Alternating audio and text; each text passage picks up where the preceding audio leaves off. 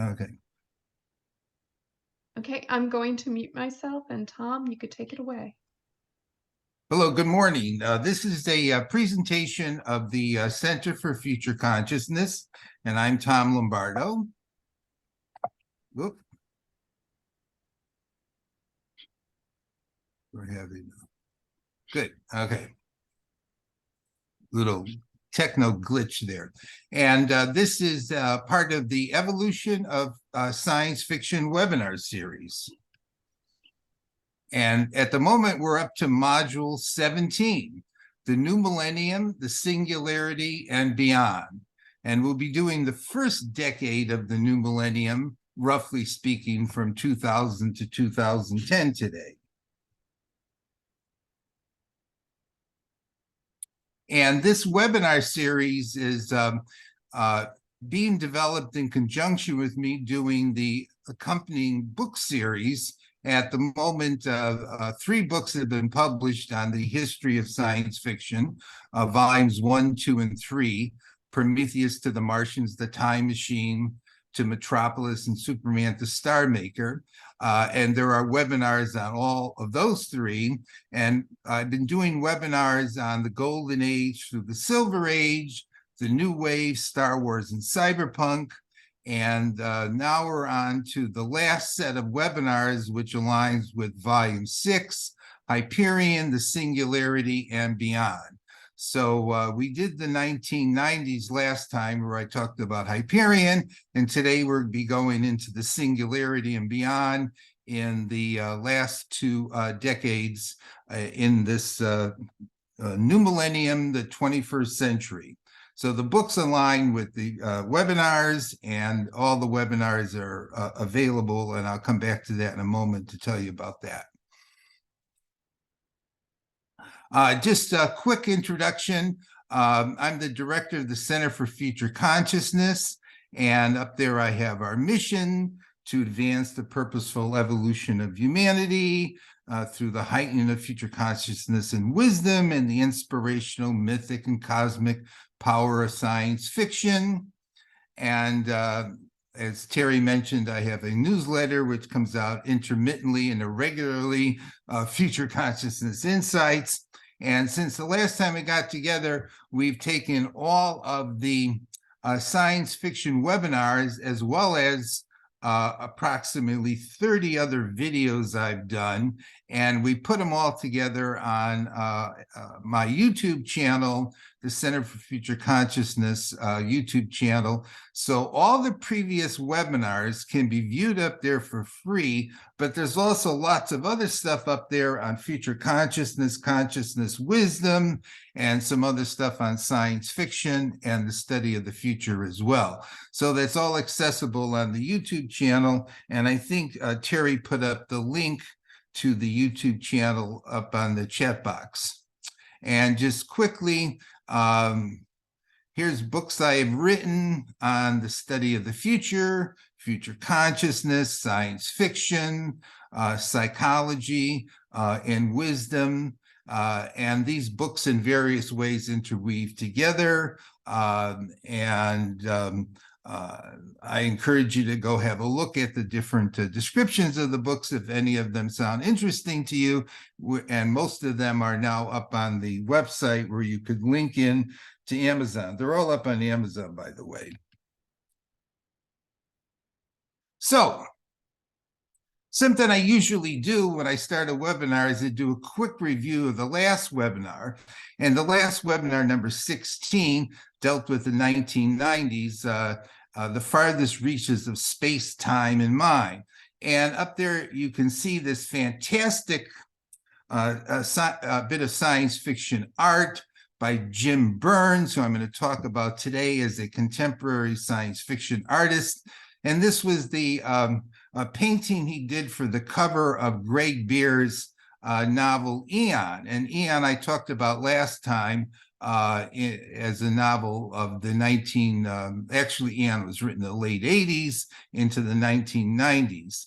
And Jim Burns is somebody I'll talk about today as an artist, but I thought this was an excellent, very cosmic and visionary image portraying the incredible adventure that takes place in that novel. Sad to say, since the last webinar, Greg Beer died.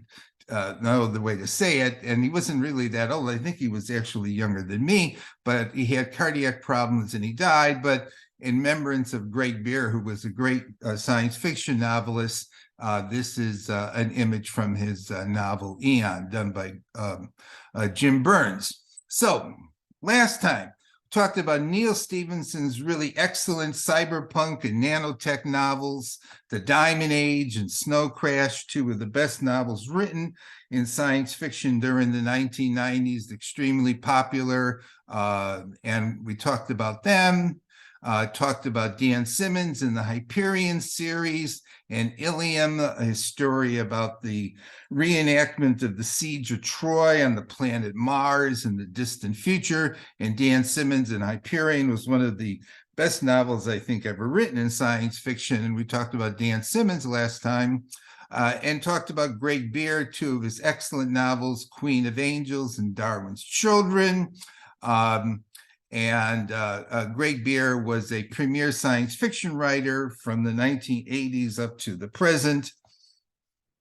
And Vernor Vinci, who was most strongly associated with the concept of the technological singularity, but Vinci wrote a number of award-winning science fiction novels, A Fire Upon the Deep and A Deepness in the Sky. Vinci created very, very interesting and fascinating aliens, if nothing else. And spent some time with Kim Stanley Robinson's Mars trilogy, beginning with Red Mars, then Green Mars and Blue Mars. Really unusual and very memorable and award-winning novel by Michael Bishop, Brittle Innings, about Frankenstein being a baseball player in the 1930s, the monster, not the scientist, by the way, and talked about the hyper-scientific, extremely abstract, incredibly intellectually challenging writings of Greg Egan, Diaspora, Permutation City, the most cosmic, I think, of all the science fiction writers of the period, Stephen Baxter, the Vacuum Diagrams and the Time Ships, which was a sequel to The Time Machine. Talked about steampunk, Infernal Devices and the Anubis Gates, which I thought of the steampunk that I've read were the two best of the steampunk novels to come out during the 80s and 90s and into the beginning of the 21st century. Women science fiction writers talked about Octavia Butler and Parable of the Sower, Parable of the Talents. And there was going to be another one, but it never did get written in the series. Other science fiction writers, women science fiction writers, Sherry Tepper and Nancy Kress. Of the novels written during this period of during the 1990s, the one I was most impressed by was Grass by Sherry Tepper. And in case you've not run into that novel, highly recommended. And movies, 12 Monkeys, The Matrix, talked about other movies as well.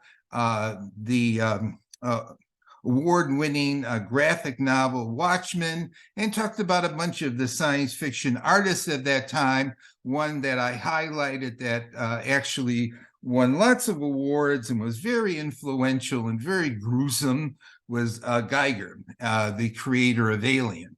So that's just a quick overview of the 1990s. Very cosmic, high-powered scientific, sometimes things extending billions of years in time span, incredible aliens and high tech coming into it, and the alternative reality of steampunk, among other things. So today, we're going to start in on the 21st century. And up here, I have a picture of many that have been done, of a scene from China Miéville's Perdido Street Station. And our two-part webinar will finish up with this novel, which was an incredibly imaginative and bizarre and weird novel to come out during the first decade of the 21st century.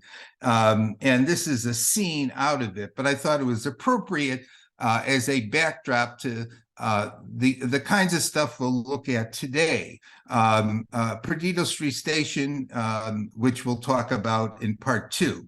When we get to it. Today, I'm going to talk a lot about the movies to begin with, since in the first decade, it was an immense number of science fiction movies were produced. Talk about science fiction on TV, which really grew in popularity and sophistication, highlighting Battlestar Galactica. Mention some of the science fiction artists and science fiction anthologies. And today, I will get into Robert Sawyer as a science fiction writer, and the Neanderthal parallax and alternative universes, and the nature of consciousness and the self. And then I'll talk about a number of multicultural alternate reality science fiction novels by Shaban Bacalalupi, and 3 masterpieces written in the first decade of the 21st century that were intercultural by Ian McDonald. And that's where you should not leave for, Leslie, although you're probably going to leave. But I'm going to highlight McDonald because McDonald wrote 3 of the best science fiction novels of the decade, if not 3 of the best science fiction novels ever. And then we'll talk about high-tech and computer culture science fiction, Cory Doctorow and Rajanima, who is Finnish, and we'll finish up today with Charles Stross on speed hyper accelerando. In part 2, just quickly, we're going to talk about love, sex, and death, and demons, ghosts, and a retelling of 2001.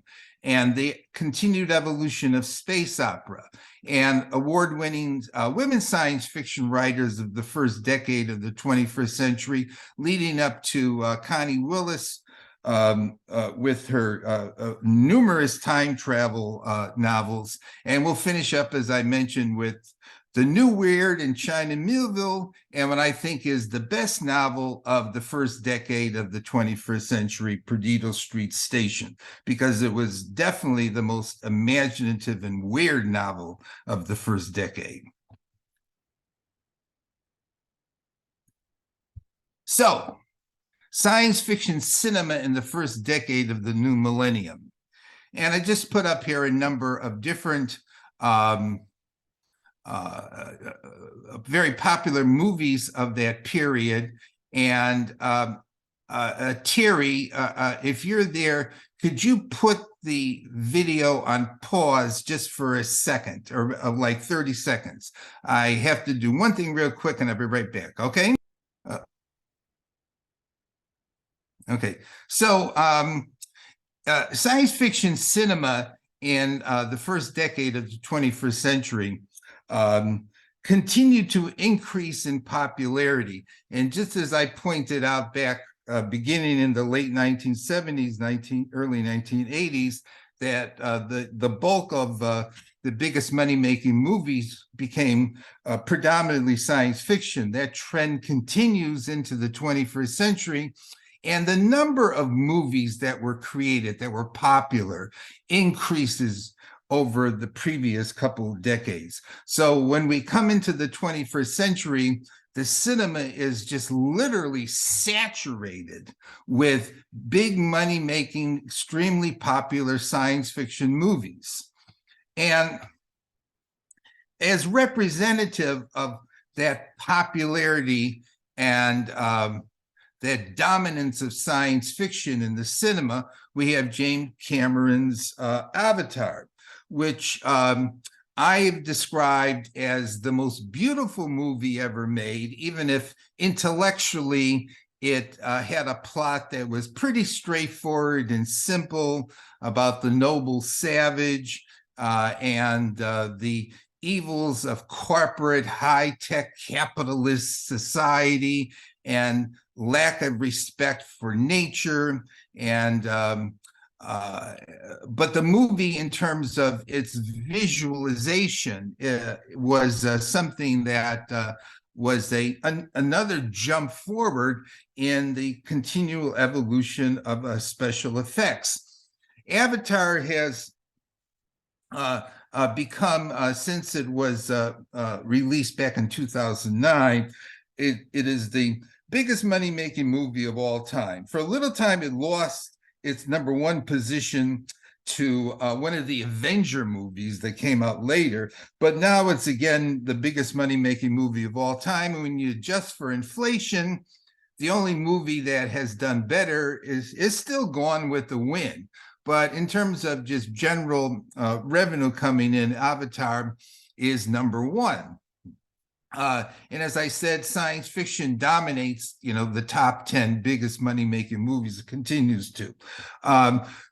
Avatar actually, in a lot of ways, is a adaptation of a story written by Poul Anderson back in the 1950s called Call Me Joe, about a man who was a cripple and was technologically hooked up with a avatar, a being who lived on the surface of Jupiter, who was extremely powerful and was capable of enduring the immense planetary forces of that giant planet.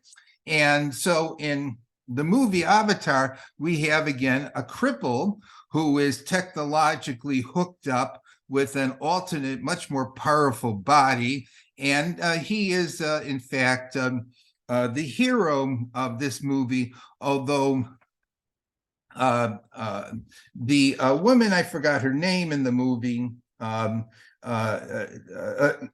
know it's Zoe Saldana, who's the actress, but I can't remember the name of the woman, Navi, who is the love interest in here. She's very, very, pardon me? Neytiri. Oh, good. Thank you. Yeah.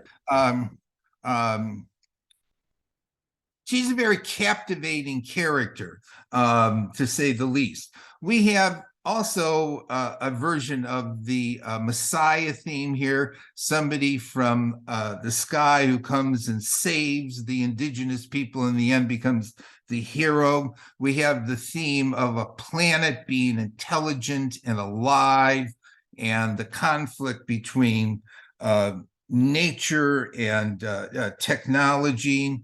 And in that sense, there's something not all that inventive in that storyline. So I described Avatar as being an example of romantic naturalism. The paradox in the movie is that the hero is a technologically enhanced and able being. If it wasn't for the technology of the humans being able to create these avatars, he would not exist. But he's a defender, and he fights for the reality of the Na'vi and oneness with nature. But he's a combination of technology and nature. But he has a sense of ethics that eventually realizes that the corporate forces from the earth, who are only concerned with making money, et cetera, do not have. As everybody probably knows, the second Avatar just came out this last year. I haven't seen it yet, but presumably it is just as beautiful and spectacular as the first one. Which you may or may not know is that there's 3 more movies in this series that will be coming out over the next, 5 years, Avatar 3, 4, and 5.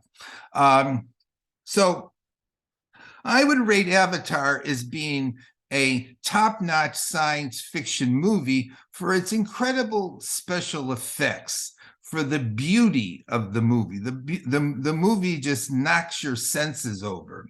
I would not, though, rate it as being the best movie of this first decade, but it definitely, for lots of different reasons, including that it's a very engaging and uplifting movie, as well as its visual effects and its creation of this alien world. I would definitely say, that it's a excellent science fiction movie. There's mixed reviews on it, but there's no doubt that it has not been very, very popular. But there's been lots of other, as I mentioned, there are lots of other science fiction movies produced in that first decade of the 21st century.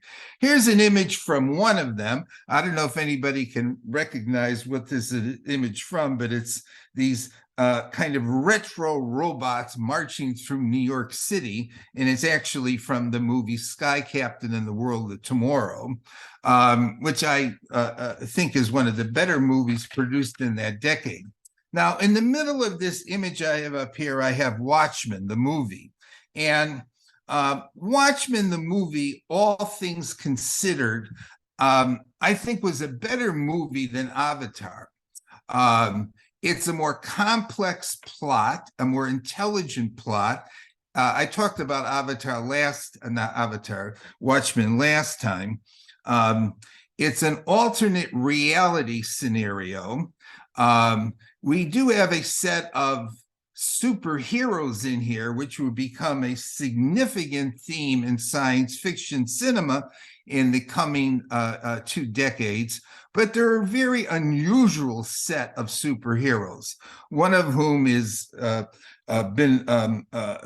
has reveled in killing, one of whom is a criminal type, one of whom is Buddha-like, Dr. Manhattan, and metaphysical. And we have a alternate reality where we are on the verge of self-destruction, and one of the characters is attempting in a very nefarious way to put an end to this intrinsic self-destructiveness in humanity.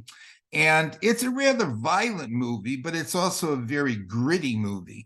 And I would, in my view, I would say this was the best science fiction movie of the decade.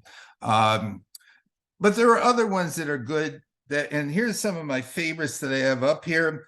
Minority Report with Tom Cruise, which was based on a Philip Dick story involving clairvoyants who could see ahead into the future and predict crimes before they were committed, and such people can be arrested before they commit the illegal act, which gets us into the whole issue of whether or not somebody's responsible for an action before they commit it, even though the clairvoyants say they will commit it. And do we in fact have free will if someone could see into our future and say, you're going to do something, so hence it seems as if our behavior is determined. So Minority Report has very good special effects of a near future reality. They were done well, and the whole thing has a good quality of mystery to it. A very interesting movie, and of course, it's another one of Philip Dick's you don't know what reality really is kind of scenarios. The Cell, excellent. The Cell is a variation on Greg Bear's Queen of Angels, where someone is able to go into the mind of a psychopathic killer, and the visualizations in The Cell are superb, often based on actually a lot of artwork. They're very surrealistic. Jennifer Lopez does a great job of being the consular psychologist who has to explore the inner mind of a madman. And some of the scenes are exceedingly grotesque and crazy. And so if you've never seen The Cell, I recommend watching it as a psychological science fiction movie of the decade. Sky Captain, the World of Tomorrow is diesel punk. It's an alternate 1940s with high tech and with a man who wants to create an ark to go into outer space. and restart humanity. Frequency is a time travel story where the father and son, 30 years apart, are able to communicate with each other, and the future gets changed. And by the future getting changed, there's repercussions that are unanticipated. Another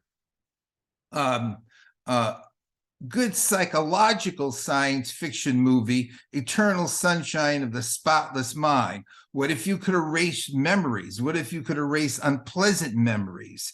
And this is a love story, and it's a very realistic love story. And it hinges upon having this technology, we can get rid of unpleasant memories. And if we wanted to, would we? One that I have up here that you could or could not see as science fiction, but I would put under science fiction, is V for Vendetta, which I thought was an excellent movie, political social science fiction. And it was based on a DC comic by Alan Moore, who's the same comic writer who did Watchmen. And it was produced by the Wachowskis, who were Andy and Larry early in their life and became Lana and Lily later on. And the Wachowskis are the individuals who produced the Matrix series and Cloud Atlas, which we'll talk about in the next webinar. And it's a good visually striking, emotionally powerful story dealing with authoritarian governments, that kind of 1984 element, and a lone rebel who you identify with as things go along. Iron Man became the first of many of the Avengers series, and the Star Trek, they redid it with a whole new set of characters and created an alternate reality timeline by having somebody from the future, a Romulan, come back into the present era of Star Trek and destroy the planet Vulcan. And so where we had the whole series, the whole timeline series before with Captain Kirk and Mr. Spock, et cetera, this new series sends the whole crew of the Enterprise and the characters in the Enterprise off on a second timeline that goes in a different direction from the original Star Trek series when it was produced. And Spock meets his older version of himself. Two Mr. Spocks in this movie. I thought the new characters playing the original crew of Star Trek back from the 1960s were all really excellent choices. They were a very convincing group of actors. And so one of the qualities of the reboot of Star Trek here in 2000, when did this come out? 2009, is that we still had very memorable and interesting characters, which were recreations of the original characters from the 1960s. So those are the ones I would say were the best, as well as Avatar, for that first decade. But as I mentioned, there were just an immense number of other science fiction movies, many of them very good. People have seen probably lots of these up on the screen. Mission to Mars, where we find out the Martians are our ancestors. They did a movie version of Hitchhiker's Guide to the Galaxy, which isn't anywhere near as good as the book. We have another psychological, invading people's minds science fiction movie that has a very intricate, convoluted plot. Inception won awards for its special effects. We have the beginning of one of the most popular superhero series, the X-Men series, based on comics as well. Children of Men, a lot of people thought was one of the best of the decade. It's a very bleak story where humanity has become infertile, and there's only this one woman who's able to give birth, and it's a story of the struggle to protect this one woman. It's very dystopian and very dark and gritty. District 9, which actually I believe was produced down in South America, not South America, South Africa, is a really great social satire on apartheid and racism and xenophobia, where a bunch of decrepit, sickly aliens land on the earth and are put in almost like a concentration camp. The aliens are hideous, but by the time the movie is over, you identify with the aliens. And the movie was one of those sleepers that a lot of people will say, oh, if you've never seen this movie, watch it. And I would highly recommend it because it's a good social science fiction movie. We had some big disaster movies. The day,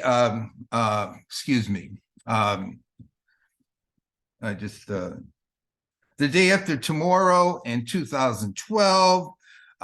We also had another movie that came out of Alan Moore comic series, The League of Extraordinary Gentlemen. One thing in The League of Extraordinary Gentlemen I should mention is that in that movie, we have Dr. Jekyll, Mr. Hyde, we have an Invisible Man, we have Captain Nemo, we have Dr. Moriarty from the Sherlock Holmes series, we have Tom Sawyer, we have Alan Quatermain from the H.G. Haggard series, and we have Dorian Gray. We have all these different characters from fiction who come together in this movie. And what we'll find in lots of science fiction that is to come, we have characters from different storylines, from different comics, from different sources that mix together in stories, in movies and novels. So I liked the League of Extraordinary Gentlemen. I thought it was really good. I thought Sean Connery was excellent in it. Reactions to it were kind of mixed, but if you haven't seen it, I would watch it. It's a very striking and fascinating movie in a lot of different ways. But there's more. Now, I should mention at this point that in this decade, two great science fiction stories, two really good science fiction movies were redone again, War of the Worlds and The Time Machine. I thought these two movies were vastly inferior to the 1950s versions, but and they were even further away from the original novels. But Spielberg's Martians and The War of the Worlds are notable, worth watching if you haven't seen the Tom Cruise War of the Worlds. And the recreation of the Morlocks in The Time Machine are, I think, excellent too. But the stories were increasingly changed from the original storylines of the novels. And I don't think they were anywhere near as good, although they're visually spectacular, more spectacular than the 1950s movies. But if you haven't seen them, they're worth watching once. I thought the redo again of The Day the Earth Stood Still with Keanu Reeves was awful. And this was done back in the 1950s with Michael Rennie playing the alien come to the Earth to tell us we better mend our ways or else we're going to get eliminated. And this one became even more silly than the Time Machine was, the newer Time Machine. So, but it was a big production, and it was another classic science fiction story that got redone again and gets redone again. But as I mentioned, there was lots of other science fiction that came out in this period. And in terms of sequels became a dominant form of science fiction cinema. And crossovers, which I mentioned also, where you had characters from different storylines mixing together, comes into play. So after we had Alien and Predator as two separate monsters from two separate movie series, what do we get? We get Alien versus Predators. And we get at least a couple movies, at least in this decade, dealing with aliens meeting predators. We get continuations of the Matrix series that started in the 1990s, which I don't think were as inventive psychologically as the original. We get really what I think are two relatively awful Star Wars sequels after The Phantom Menace in the 1990s, where we see how Darth Vader originally was corrupted by the dark side, and we see the origins of the Emperor, and how Obi-Wan Kenobi has to fight and defeat the crazy character who turns into Darth Vader. I thought the movies were rather silly, but visually very spectacular. The ones, though, that stand out as perhaps the best continuations, at least in terms of reviews that have done, and I think people might agree with this, continuations of movies that have been done before are the two new Batmans that come out in the first decade. Batman Begins, which retells the origin of Batman and his fear of bats and where that comes from, and why he decides to be take on this role of the Batman. Bruce Wayne decides to take it up, and then The Dark Knight, which lots of people think was one of the best movies of the decade, if not one of the best of all science fiction movies or superhero movies, in which we have Keith Ledger playing the Joker, a new version of the Joker. And Batman becomes, in these two movies, a much darker, psychologically more jolting kind of character than he had been back in the early Batman movies that were done in the late 1980s and 1990s. But The Dark Knight is the first of the superhero movies to actually win in high-level major industry awards. And it's sometimes referred to by some people as the best of all the superhero movies. And if you haven't seen these two, people recommend, of course, watching them, because Batman takes on a whole new color and quality here.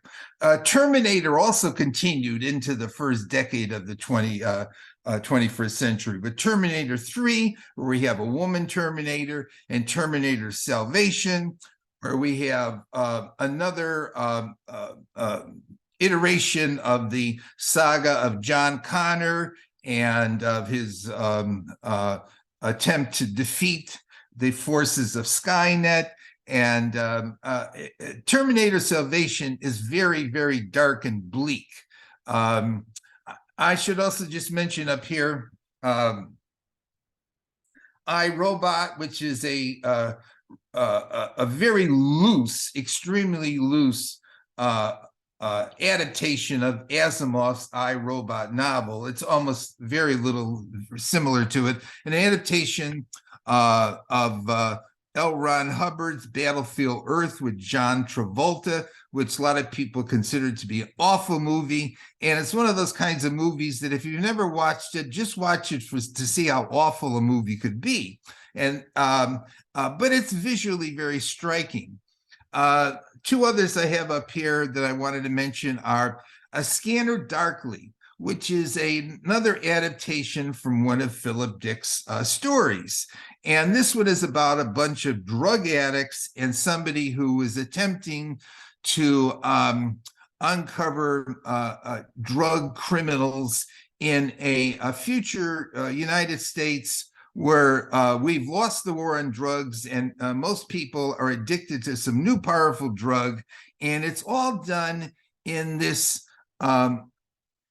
inventive cartoon overlay of film scenes. So the movie was filmed and then it's overlaid with cartoon embellishment to it. There's a name for it, I can't think of it, but it's worth watching for that. And it's another one of Philip Dick's psychological kinds of stories. And Keanu Reeves is in it along with Robert Downey Jr. And in the middle here, because it was such a strange and unusual movie, I have Cloverfield, which you could take as being a variation on Godzilla, except it was such a nightmarish version of Godzilla. And it was filmed in an unusual way through a representation of somebody's mobile camera. So the scenes are jerky, and you never really quite see what this thing is that's moving and through New York and destroying it.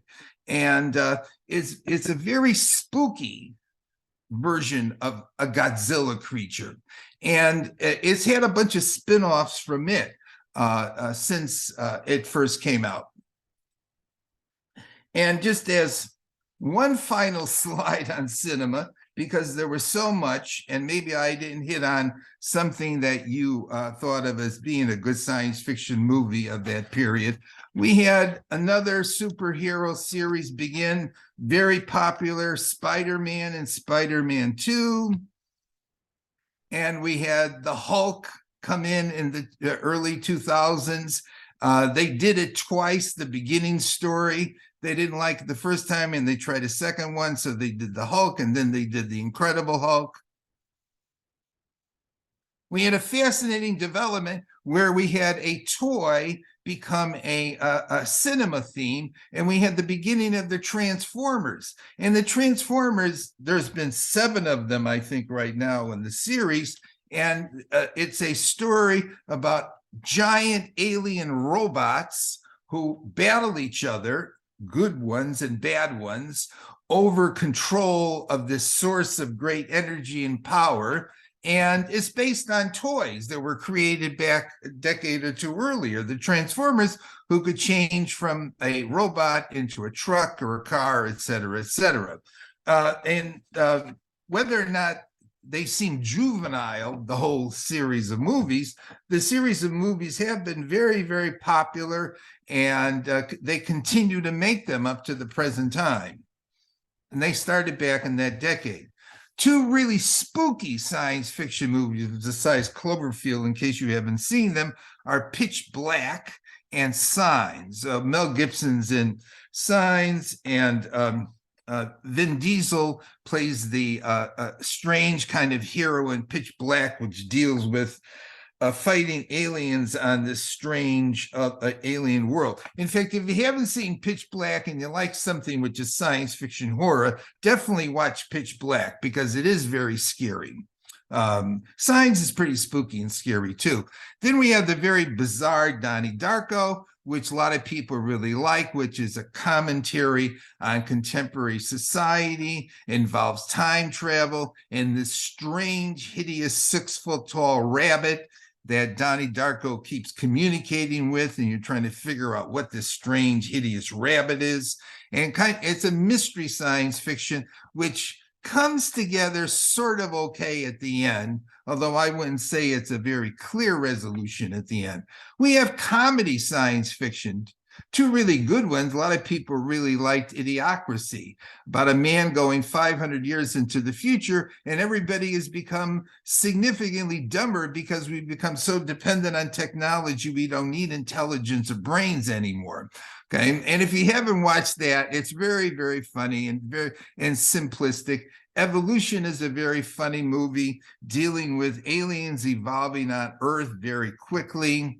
And then finally, another redo of Richard Matheson's I Am Legend, which became the Omega Man with Charlton Heston, and then it became the title went back to I Am Legend again. and The Core, which is another great disaster movie, and finally Deja Vu, which is another time travel love story with Denzel Washington kind of movie that I thought was very good.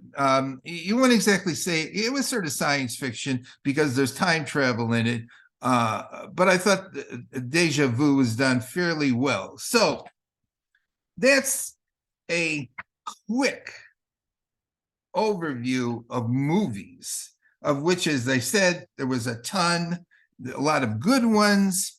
And just quickly, let's turn to science fiction on TV. And the Sci-Fi Channel, and they changed their name, the spelling of their name from SCI-FI to SYFY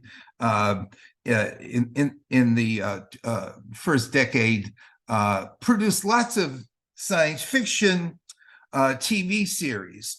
And I should mention that even if the quality of the different series produced during that time period was mixed, we were seeing a lot more of science fiction TV series and longer lived series on TV.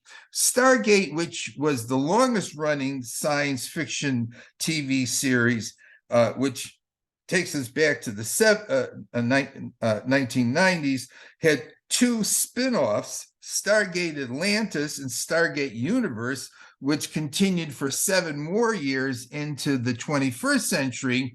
And Stargate Atlantis, as you might surmise from the title, mixes together the lost city of Atlantis with Stargate and science fiction, and moving through other planets through the Stargate. And in this case here, the Stargate exists in the lost city of Atlantis in another galaxy, and people have adventures in another galaxy through the Stargate.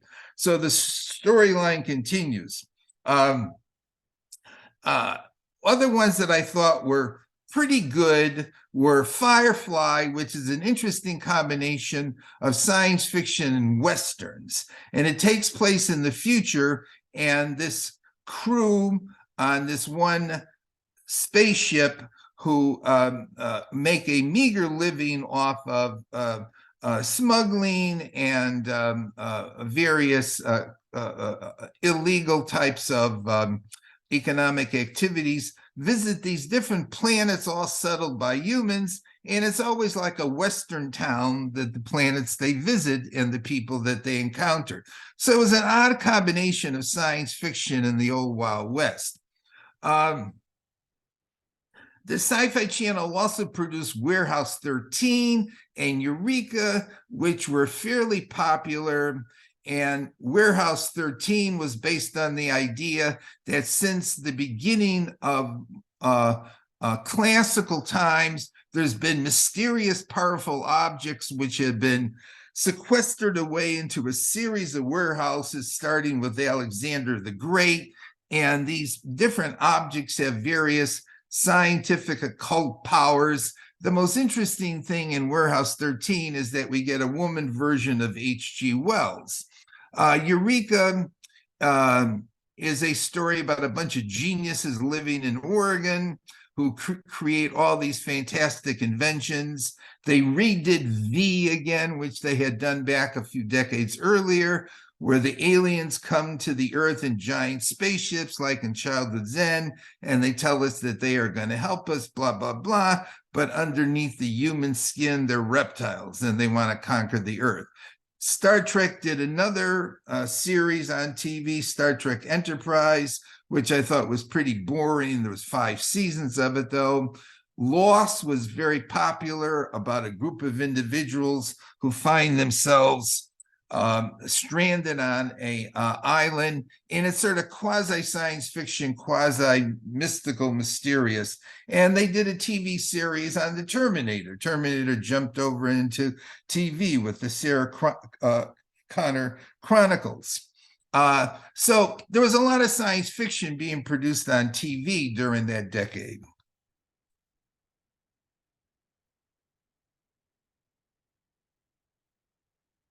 But the best thing produced in that decade was Battlestar Galactica. And Battlestar Galactica I found to be a very fascinating and intricate, it ran 5 years on TV saga. It won a slew of awards for TV shows, an incredible number of awards, including Emmys, Hugos, Saturn Awards, New York Times, American Film Institute.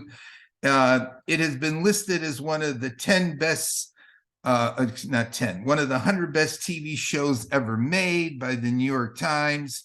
And it takes place in this reality where humans inhabit these 12 planets, and they are attacked by the Cylons, who are technological creatures of their own creation. And almost all of humanity is wiped out. And the remnants of humanity, like 50,000 people, are on a set of spaceships journeying through the galaxy in search of the mythical 13th colony of humanity, which is called the Earth. And one of the twists in this is that the technological beings who have destroyed most of humanity can adopt human form. And one of the most visually striking and fascinating characters in the series, Battlestar Galactica, is the woman we see up here, the blonde with the red dress. She is a Cylon, and she seduces this a human scientist and gets him to betray all of humanity. But as the story moves along through 5 years, she becomes less evil. He somehow gets redeemed, and what starts off as being a psychological high-tech saga series turns into a metaphysical and religious series. I should also mention up here is another fascinating character, the most competent fighter pilot of the humans is Starbuck, the lady up there with the short blonde hair. She's a very interesting character because she's a tough, heavy drinking, likes to gamble, play cards, will duke it out with you kind of a woman character who was an excellent piece in the whole series. And in fact, in the series, she dies, is killed, and gets resurrected. And so there's lots of things that go on in Battlestar Galactica. And it's a very complex story, and I definitely think it deserved a lot of the awards that it got. And notice in the middle there, we have a version of Leonardo da Vinci's The Last Supper, but with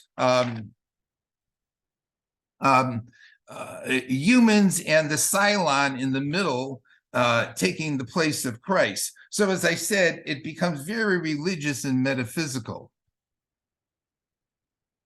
Now, just quickly, I just want to bring up here and just show you some really great art of the period. Jim Burns, who I had up before with Eon, and there's Jim Burns in a couple of his books, of his artwork, very good books.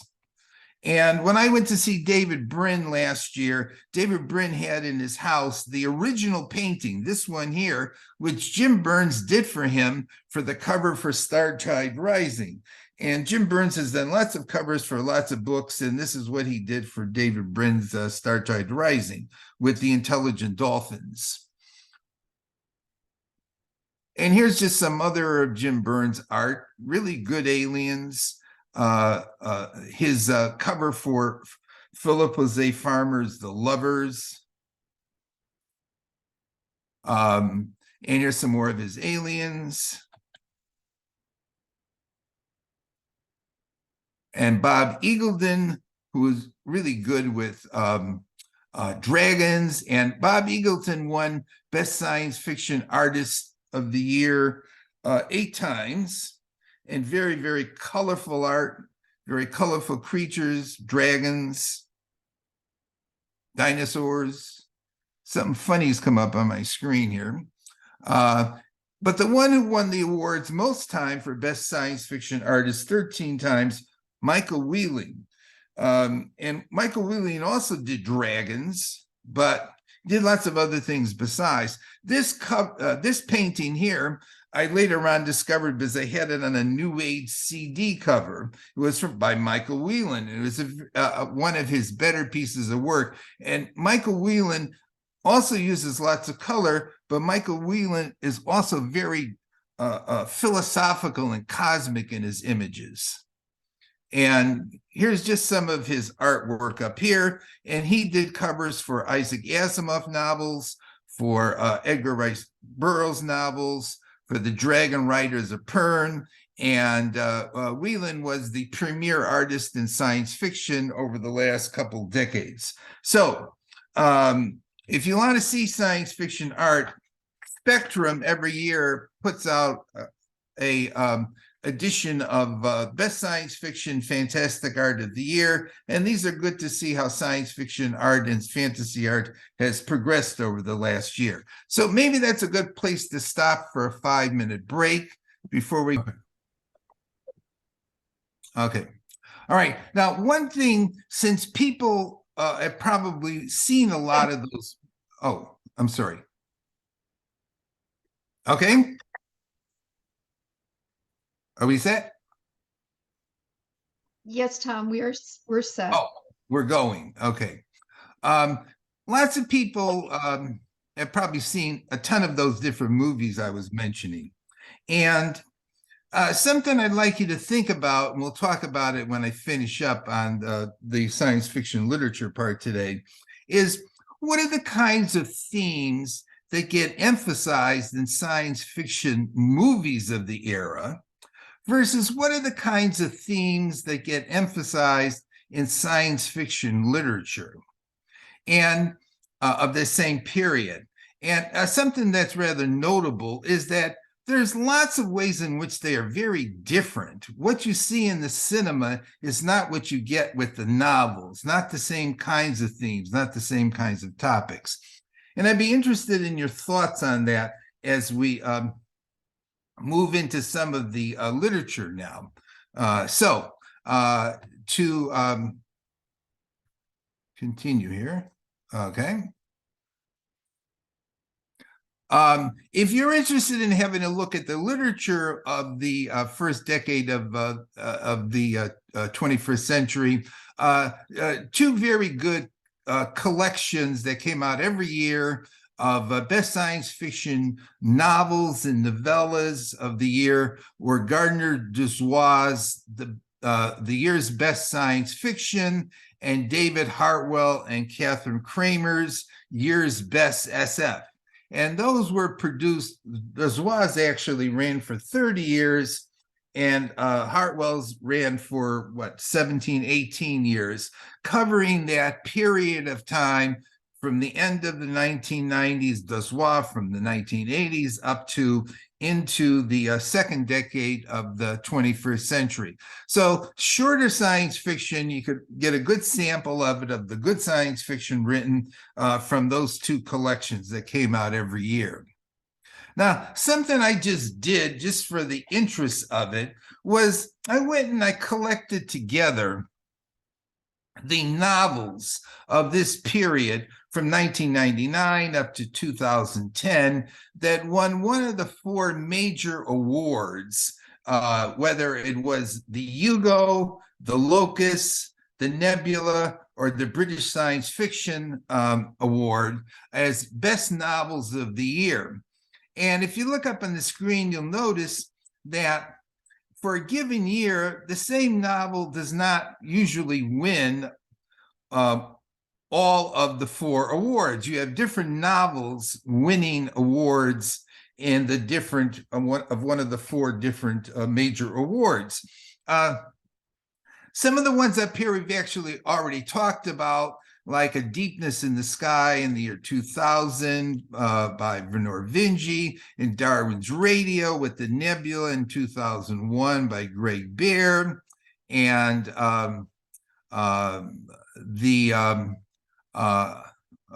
what is it? Camouflage and Forever Peace by Greg Haldeman, Rainbow's End by Vernor Vinge, won the Hugo and the Locust. And a lot of these other ones up here, I am going to talk about either this time or next time, to say nothing of The Dog, and Chasm City, American Gods, The Quantum Rose, The Speed of Dark, and the one that won 3 of the 4 major awards with the very strange title, The Yiddish Policeman's Union. We'll talk about that in The Graveyard Book and American Gods. But I wanted to just note that on the British Science Fiction Awards in 2004, 2007, and 2010, the same author won all 3 times for 3 novels, River of Gods, Brazil, and The Dervish House. And those were all by Ian MacDonald, and I will talk about Ian MacDonald today. I'll also talk about Accelerando today, too, which won the Locust in 2006.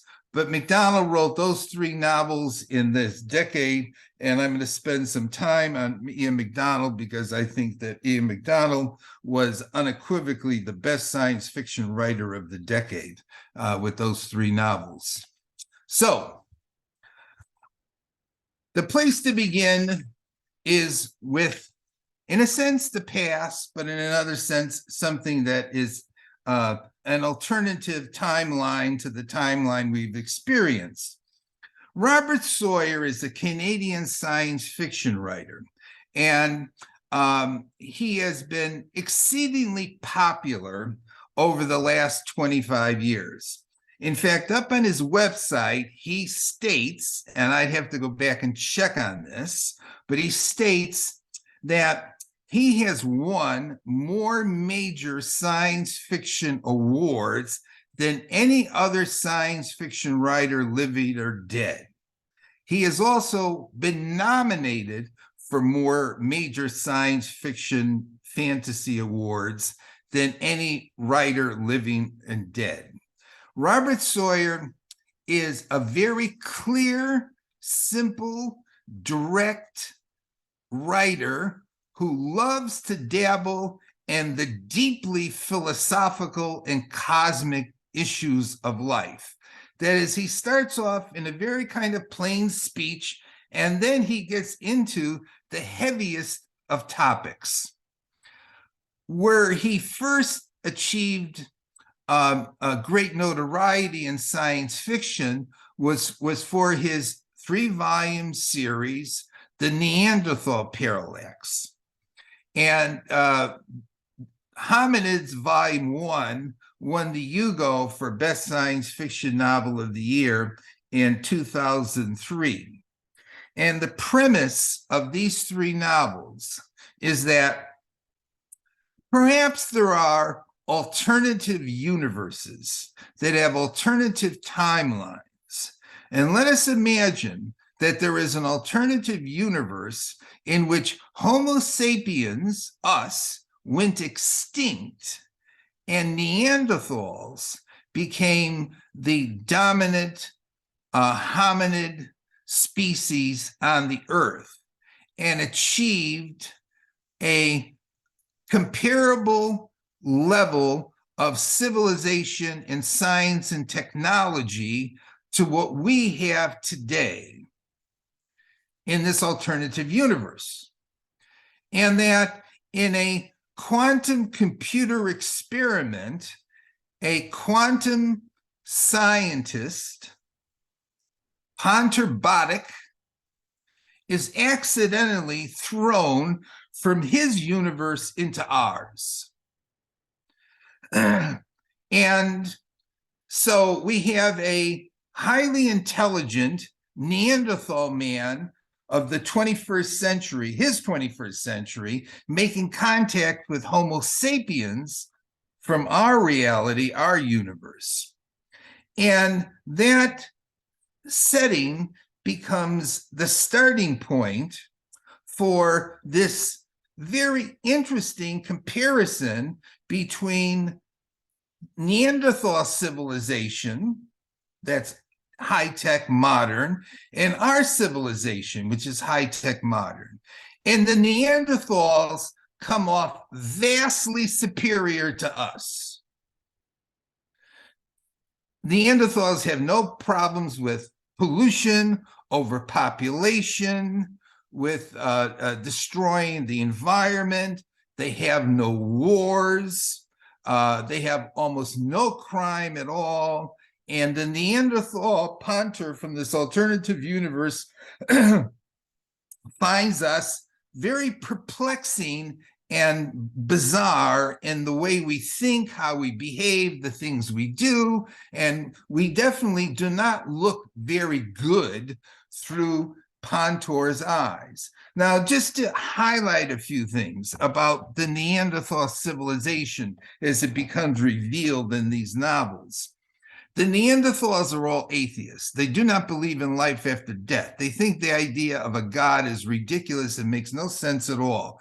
And they think those ways because if you think that there's a life after this one, you don't appreciate the value of this life. And there's a long, elaborate debate that goes on between the Neanderthal punter and a woman scientist in our universe who is a theist as to the pros and cons of believing in God, believing in immortality, et cetera, et cetera. The interesting thing is that Pontor becomes lovers with this woman, and that becomes a pivotal relationship that runs through all three novels.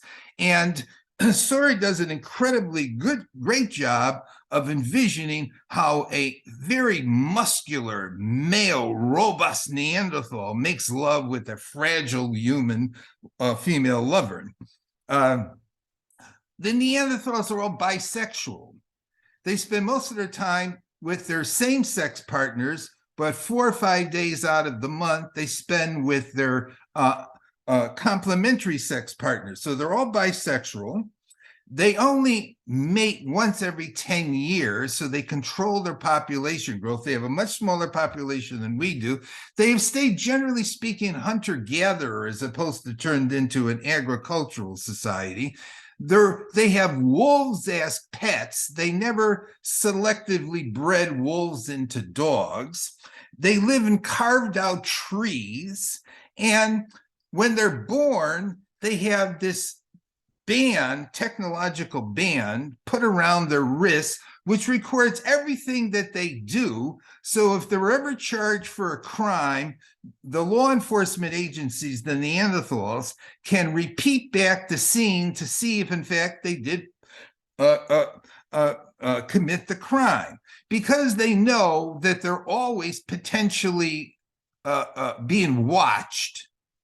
They very rarely ever commit any crimes. The debate develops, and is something worth discussing, whether the Neanderthals didn't have any free will because they know they're being watched, so they don't commit any crimes, but they don't want to commit any crimes. And it becomes a very fascinating ethical, psychological study as to what makes a person good. And are they good because they intrinsically want to be good, or are they good because, in fact, they know they'll get punished? But the Neanderthals have no desire to do anything that's criminal. So we have this comparison that is developed here between the way the Neanderthals think, the way the Neanderthals live, the way we live. So we have this cultural comparison study that goes on, taking place between the species, our cousins, that in our universe we wiped out, or went extinct for other reasons perhaps as well, in us. Now, I asked Terry to put up a video of Robert Sawyer dialoguing with Lee Smolin, who is a top-notch cosmological physicist, on the concept of alternative universes. And you get a real good feeling for the intelligence of Sawyer as well as the intelligence of Smolin discussing this scenario that he creates in these novels, which is the idea that there's alternative universes and whether that scenario is plausible. But the main thing is you can create that scenario. It's what you do with it.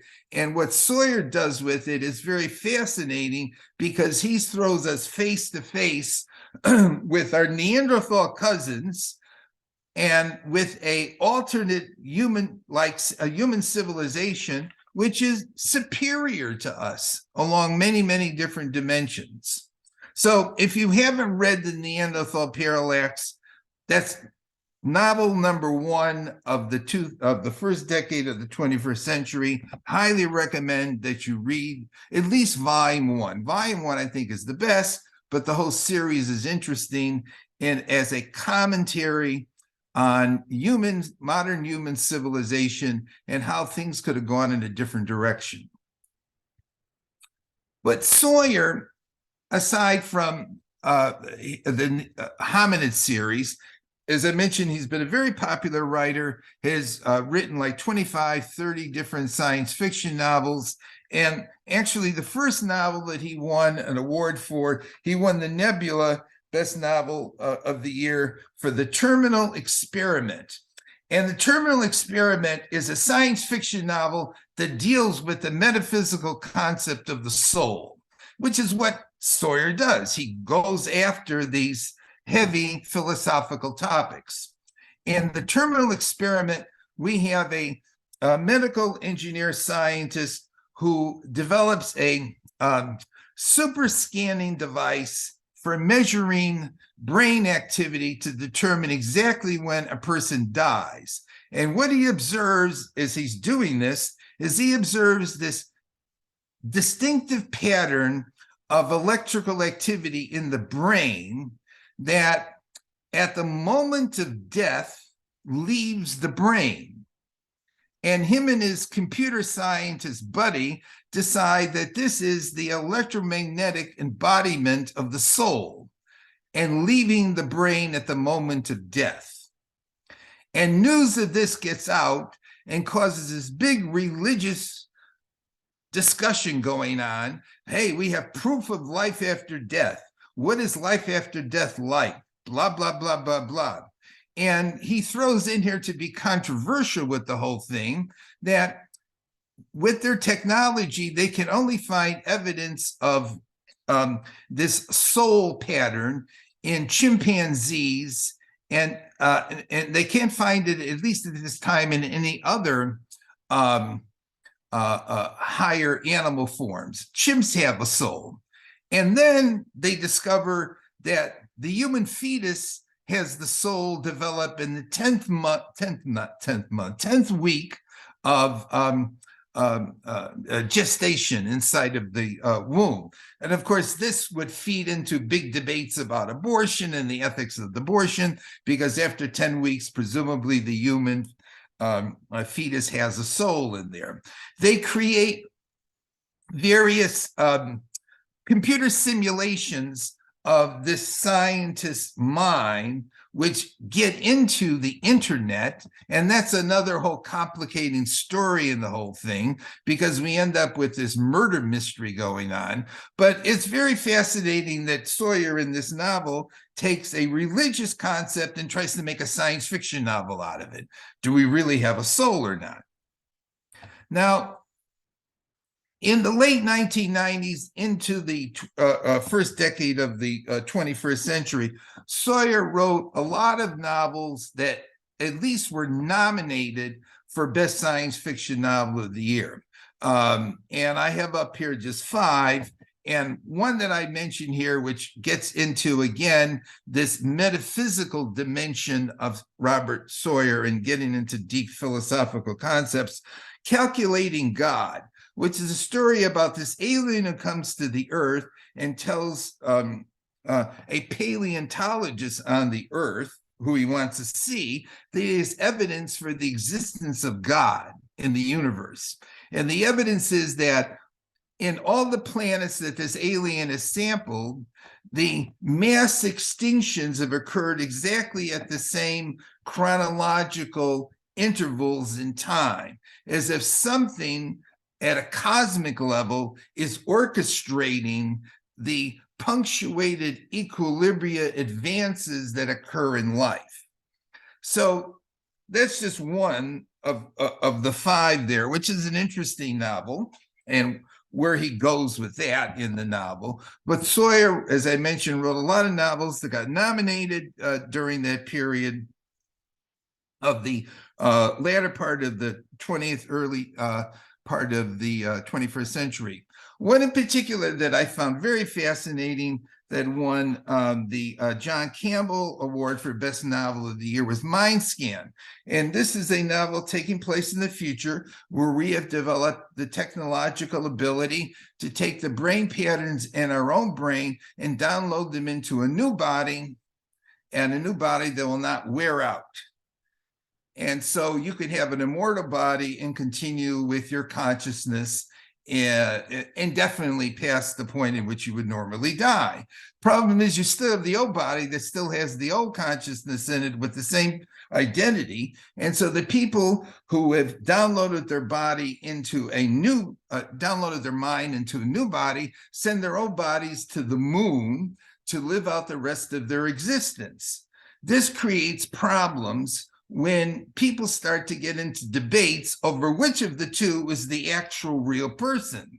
And it turns into, in the story, a great courtroom scene in which this extended debate develops between those who want to say that the new version of so-and-so and the new body is not really that person, but just a copy of that person. And it's the old person who, the original person, who is the true self.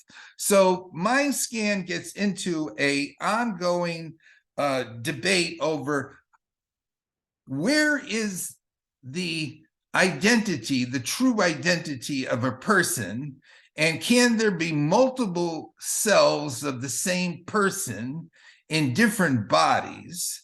And how do we figure that out? Assuming that at some point we're going to be able to download our minds into better bodies. And that's a theme that's already come up in science fiction, and it's going to come up over and over again in this coming 20 years in front of us up to the present, about if we get to the point where we have computers powerful enough to hold the conscious human mind and it can be transferred, will we do it? What's going to be the result of it? And is that still me in this new body? And he does a very good job in this novel about on those topics. And then a bit later in the decade, he wrote another trilogy called Wake, Watch, Wonder.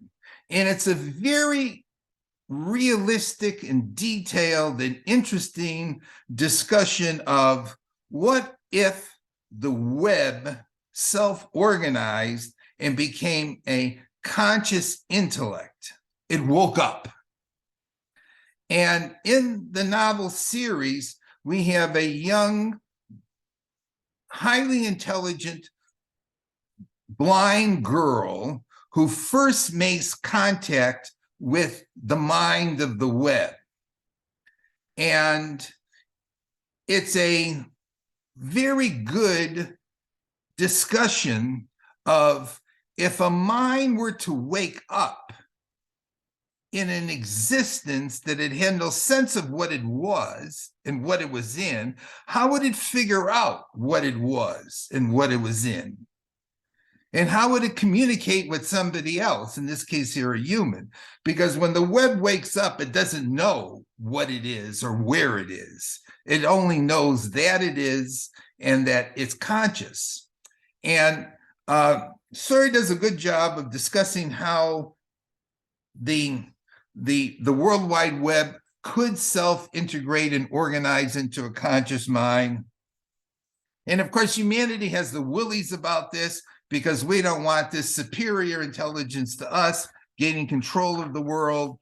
And the web mind is a very benevolent being right from the get-go, and how does the whole thing get resolved at the end? But Sawyer gets into the issues of what is the self, what is identity, what is the mind, what is consciousness, what is the soul, throughout lots of his different novels, including the nature and existence of God and alternative universes.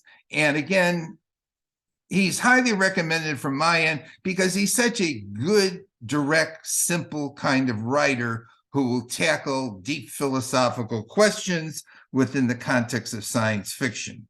And he says he's the most awarded science fiction writer ever.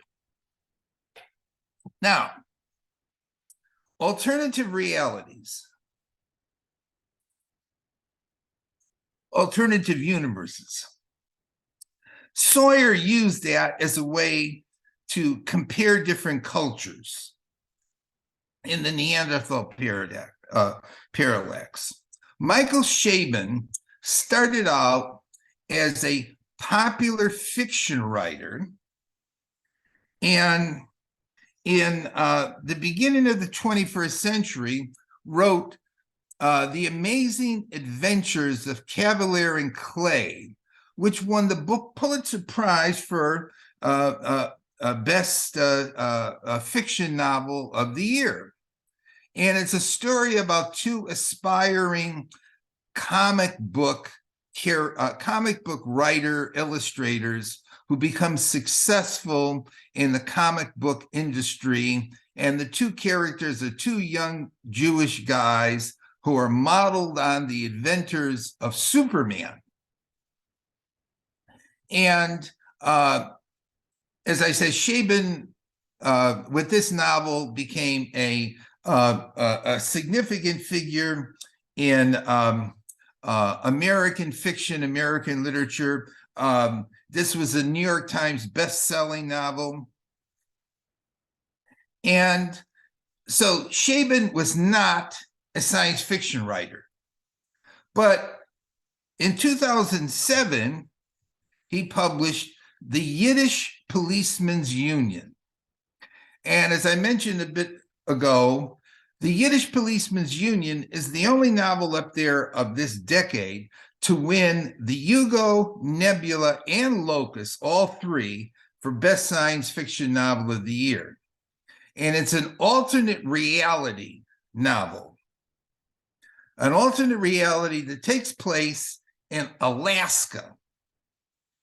And in this alternate reality, the Jews get kicked out of Israel. They lose a war, or the war with the Arabs. And they are given a chunk of Alaska to settle in. And in this alternate reality, this genius young man who is the son of a rabbi and is prophesied to be, by many, the Messiah, one day is found murdered in his room. And this police detective, who is an alcoholic, cigarette-smoking, never eats, comical, depressive, Humphrey Bogart kind of character, is assigned to figure out who killed the budding Messiah. And he discovers that the budding Messiah was actually gay, was a heroin addict, and that, I won't tell you the end of it, but to make matters worse, this alcoholic detective is assigned his ex-wife as his superior, who was also a cop. It's a very funny, unusual, gripping story about this world that never existed of Jews in Alaska, and about the whole notion of the Messiah, and how in this alternate reality, John Kennedy is not assassinated and ends up marrying Marilyn Monroe, and the Jews lose Israel, and we have to drop an atomic bomb on Germany to end the war. There is no big Holocaust because the Jews all move up to Alaska. And we have a Christian fundamentalist president in the United States who's working together with the Jews to cause this big uprising in the Middle East and destroy various religious temples, etc., there, and get the Jews to get back into the Middle East after they'd been booted out of there 6 decades earlier. So it's a very fascinating alternate reality novel. It's also multicultural, and it's a very intriguing piece to read, and it was worthy of winning, the awards that it did. And this would be a second science fiction novel of the period of that first decade that I would highly recommend if you've never read it. And it doesn't sound like a science fiction novel, but it has this alternate reality, the coming Messiah, and all these strange and interesting, bizarre things occurring that make it,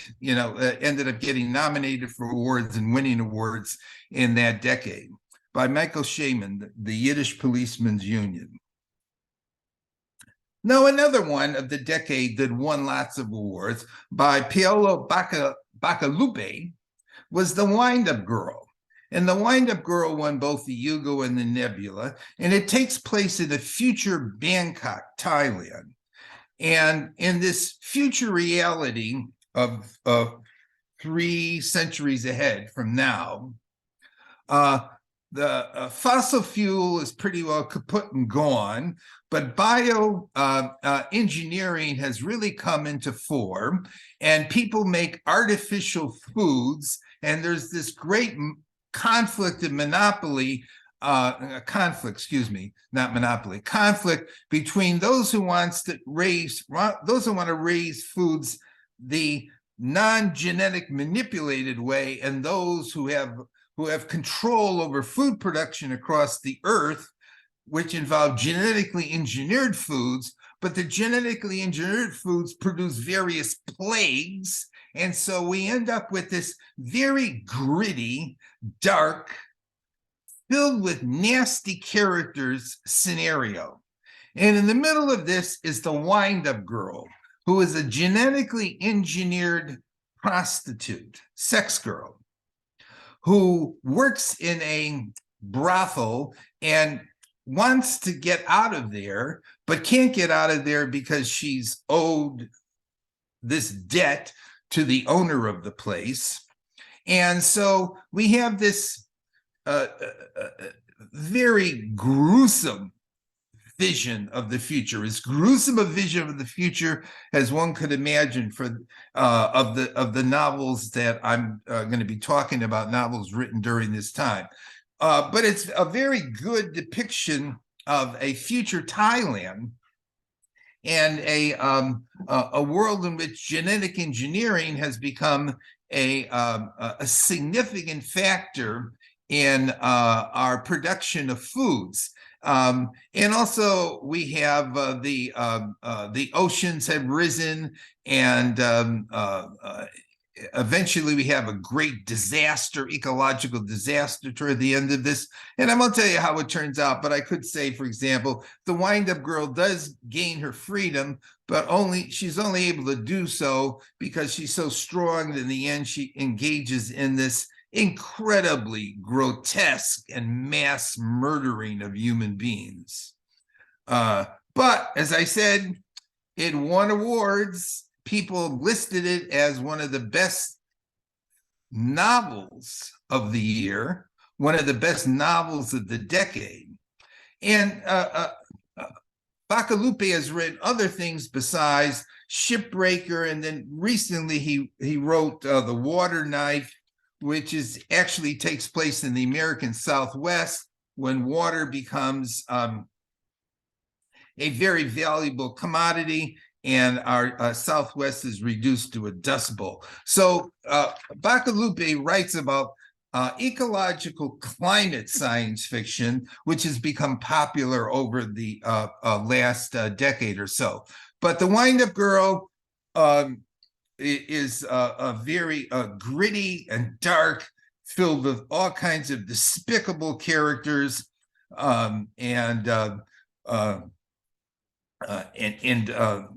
violence and crime, and done very well. If you want to say how is, what made it so good, but done very well. Now I want to come to what I had described on this slide as three masterpieces of multicultural science fiction. Ian MacDonald is a writer from Belfast, and he started writing science fiction back in the 1980s, late 1980s. And eventually he came into his own by the time we get into the first decade of the 21st century. And in the 21st century, he wrote three novels: River of Gods, Brazil, notice how it's spelled, and The Dervish House. And I would compare Ian MacDonald to Dan Simmons' production of Hyperion, except to say that although Hyperion, the first novel, singularly was fantastic, the next three were pretty good. In the case of these three coming out in a 10-year period, they're all equally fantastic. So this is three great science fiction novels written in a 10-year period by him. Each of these novels takes place in a non-Western or non-European kind of setting. River of Gods takes place in India in 2047. Brazil takes place in Brazil, both in the past and the future. And the Dervish House takes place in Istanbul. And MacDonald creates these very rich and vivid and culturally articulate depictions of these three settings, whether it's India, Brazil, or Istanbul. And his writing is so literary, so articulate, so elaborate, filled with so much sensory detail that you really feel and smell the realities that he creates, these three settings. And he combines these cultural pictures, images, with high-powered cosmic science fiction. In The River of Gods, in 2047, India has fractured again into multiple competing countries. United India is gone. We are in the middle of cultural conflict and power struggles. But at the same time, we've discovered an asteroid coming into the neighborhood of the Earth, where we send up from the US exploratory ships to figure out what's going on with this asteroid. And we find this artificial technological structure in it, which we determine, the scientists on the Earth, this structure is 7.8 billion years old. That's before the beginning of our solar system. And in this structure are images of three people who are alive today. What the hell is that? And the three people who are alive today are all characters in this novel. And in India, when artificial intelligence reaches a certain level of development, it can't go any further. And if artificial intelligence does go any higher and becomes too superior to humans, we have the Krishna cops who go out and hunt them down and kill them, destroy them. And it turns out that there are three super AIs that are loose in India. And they seem to be doing things behind the scenes. They're being hunted by this Krishna cop whose wife watches this soap opera on TV and is bored with their relationship and wants to leave her husband and starts having an affair with the gardener. And we have a comedian whose father ends up deciding he doesn't want to run this big company anymore and leaves his comedian son in charge of $1 billion operation. And the comedian son thinks he's, with the help of some scientists, figured out a way to create free energy, but it involves tapping into other universes. But the whole thing is being manipulated by the AIs who also manipulate and control the most popular soap opera on TV. And the whole thing ends up backfiring on everybody. And at the end, you figure out why the three faces are up there. And we have a universe that's running backwards in time relative to our own. And it provides an explanation for the Hindu gods. And that's all wrapped up in River of Gods. Excellent novel. I keep telling Jeannie she has to read it. Brazil. In Brazil, we have a Jesuit priest in the 18th century who's been assigned to go up the Amazon and take out, that means exterminate, this lunatic Catholic priest up there, or Jesuit priest, excuse me, who has delusions of grandeur, is trying to start a new religion in the middle of the Amazon jungle and kills all of the indigenous people who don't want to accept Christianity. And the priest goes up the river and ends up encountering dream people who take him to this religious ceremony, and he's asked to kiss this golden frog. And when he does, all of a sudden he moves into the multiverse.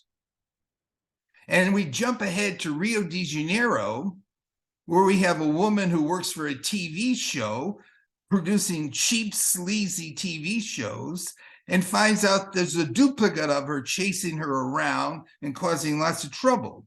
And then we have a guy who is in the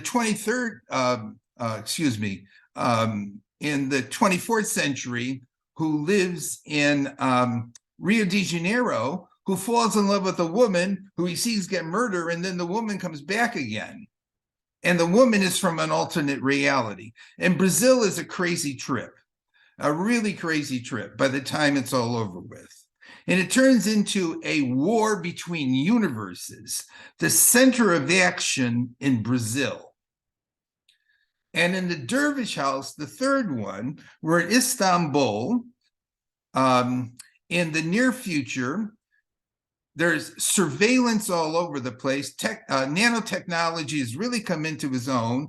We have an ex-pothead who's on a bus who's staring at a woman, and all of a sudden the woman's head blows up. And it turns out after that, he starts to see visions of gods and demons all over the place. And another woman in this novel is in search of the mellified man, who is a man who's been preserved in honey for 1,000 years. And she's also searching for the word of God and the sacred geometry of this ancient Islamic belief system, Middle Eastern belief system, and finds it in the sewer drains of Istanbul.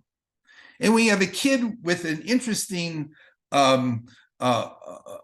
nanotech toy, which can configure itself into all different forms and follow people around and investigate all these crimes. The three novels are just this immense, super intellectual achievement. They're not easy things to read, but at the same time, they are very, very rich in their philosophy, their psychology, their science, et cetera, et cetera. Now, you know what I'm thinking? It's almost 12 o'clock. I was going to talk about the tech stuff today, but maybe I should stop and save that for part 2, because I want to have at least a little time for us to, oh, by the way, Ian McDonald now has written a series of books, science fiction books on the moon. But I wasn't going to say anything about those, but those are things he has written lately. But perhaps I should stop now so that at least we have a little time for chatting, and we can start up with Accelerando and the high-tech stuff, and we do the second half next time.